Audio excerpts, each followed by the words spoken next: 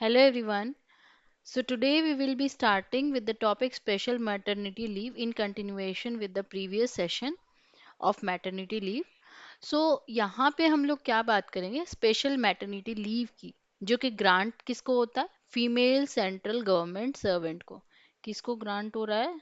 Female central government servant को। Okay. और इसकी ड्यूरेशन क्या होती है? अच्छा, ये ड्यूरेशन से पहले एक और क्वेश्चन क्या पूछते हैं कि ये कितने दिन का होता है, किसके लिए होता है? ठीक है।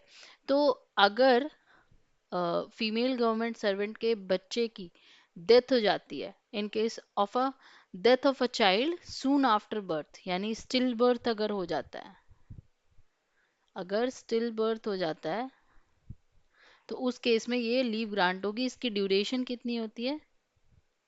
इसकी ड्यूरेशन होती है 60 डेज। इसकी ड्यूरेशन होती है 60 days from the date of expiry of child soon after the birth. मतलब जन्म के जन्म जैसे हुआ, स्टिल बर्थ जैसे ही हुआ, वैसे ही उसके 60 दिन तक की लीव होती है, 60 डेज की लीव होती है। मैटरनिटी लीव के केस में means in case maternity leave has already been availed, अगर मैटरनिटी लीव ऑलरेडी ले जा चुका है और उनका लीव जो है कंटिन्यू करता है till the date of expiry of child soon after birth, the maternity leave already availed till death of the child may be converted into any other kind of leave available in her leave account.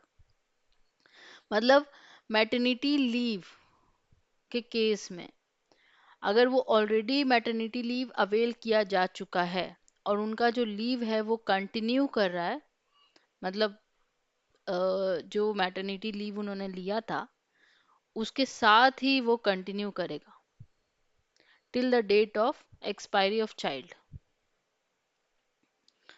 ठीक है। Maternity leave already जो avail हो चुका till death of the child, उसको convert किया जाएगा into any other kind of leave available in her leave account without insisting for a medical certificate. यहाँ पे मेडिकल सर्टिफिकेट नहीं मांगा जाएगा। And a special maternity leave of 60 days may be granted, और एक स्पेशल मैटरनिटी लीव मिलेगा 60 days का from the date of expiry of the child. ठीक है। ये 60 डेज के लिए उनको मिलेगा along with the maternity leave. In case maternity leave avail नहीं किया गया है तो 60 days of special maternity leave grant किया जाएगा। कंडीशन जो होगा for death of a child soon after birth, उसको डिफाइन करना होगा up to 28 days after the birth, है ना। विद इन 28 डेज उनको जाके फीमेल गवर्नमेंट सर्वेंट को बताना पड़ेगा, खुद ही या फिर उनके जो हस्बैंड होंगे या उनके कोई भी 1 डिग्री रिलेटिव होंगे, वो जाके वहाँ पे बताएंगे कि क्या रीज़न था। ए baby born with no sign of life or after 28 weeks of gestation may be defined as stillbirth। ठीक है। एलिजिबिलिटी, ये केवल और केवल फीमेल सेंट्रल गवर्नमेंट सर्वेंट के लिए है लेस देन टू जिनका less than two surviving children है, and for child delivery only in an authorized hospital. केवल और केवल अगर वो बच्चा जो है ऑथोराइज्ड हॉस्पिटल में ऐसा स्टिल बर्थ हुआ था तो उसी के केस में ये एप्लीकेबल होता है।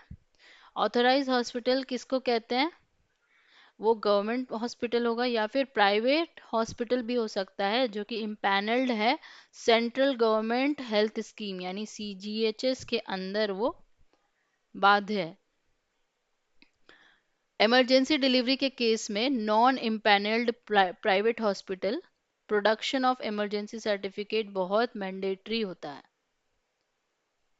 इमरजेंसी डिलीवरी के केस में अगर emergency delivery non empanelled private hospital में हुआ है तो इमरजेंसी सर्टिफिकेट, यहाँ पे इमरजेंसी सर्टिफिकेट आपको अटैच करना पड़ सकता है।